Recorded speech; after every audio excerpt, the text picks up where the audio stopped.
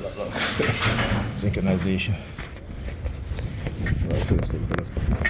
Yeah, no, I gotta send the mixed couple. It's so waste. I gotta laugh. Right? And the reason why I laugh is because they do this from time to time. Like I said, I have no problems with interracial couples. Why would I? Why would I have a problem with that? Right? I do have a problem when, I keep saying, particularly black women are totally oblivious to the realities of dating, particularly white men, and black men dating white women when it comes to the fetishization of their body. Right? Which means that they don't really care about them. Right? It's about the power dynamics and the sexualization, fetishization of the mindset that when it comes to being in the bedroom, the slave master roles are played out. Right? And studies have shown that this has great negative psychological ramification to both black men and black women. So again, they'll do stuff like that as to what? Try to get me angry? No. Listen, I'm not like Dr. Umar Johnson, though I do understand where he's coming from. You know, that you have the right to love whoever you want to love. Or I should say love, but you have the right to date whoever you want to date. Right? Like I said, if behind closed doors they're not fighting to tear down the system of white supremacy so that, you know, your black people, the person who they love being black or Hispanic or whatever other ethnicity, right? If they're not fighting for you to get equal treatment and equal opportunity, then do they really love you? Now, I understand the dynamics of black women dating white men because the seed is planted in their minds that white men are better. And that's not true, because you have white men say that.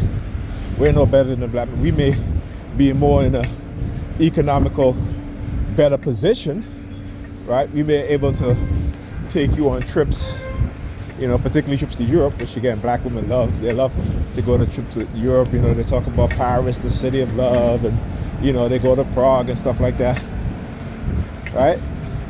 But it's glorified.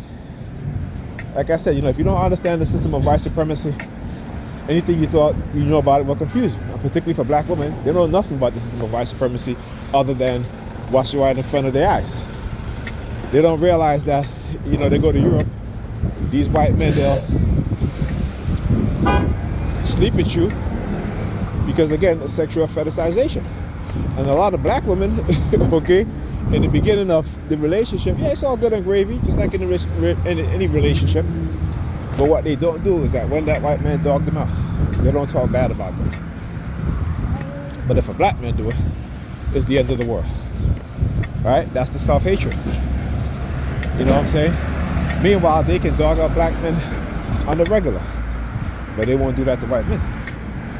So you got to understand, as Phantom wrote in his book, the competition, doing the middle finger, black skin, white mask, is that black people, because we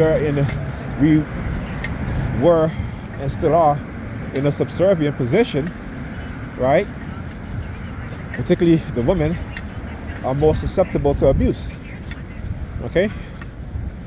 But they don't see the abuse because, again, it's the I wouldn't even say a better treatment, but the fact that, you know, they can be taken on trips in which most black men will not be able to take them on. They don't see it. So you got to understand the psychology of women, not only women, but the psychology of black women and how it is shaped under the system of white supremacy. And when you see white men, they are normally with who? With younger black women. Okay? So they're not even with the women their age, black women their age. They're with the black women who are in their early 20s, right? Because that's who they prefer. Okay, it's a difference. Okay?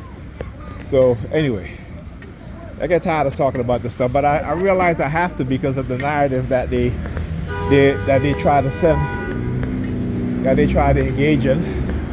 And you know, black women are full of hate. They hate black men because they'll claim that black men are not men because we don't have businesses, we don't make six figures, which rarely, you know, most men don't make six figures, whether you're white, black, Asian, Hispanic. That's only 1% of men. All right. So they have this delusion in their mind that all black men should be making six figures, right?